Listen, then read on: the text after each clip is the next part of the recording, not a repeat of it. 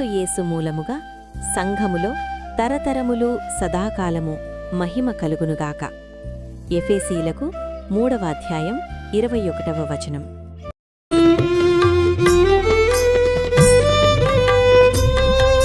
క్రీస్తేసు ప్రభువు తన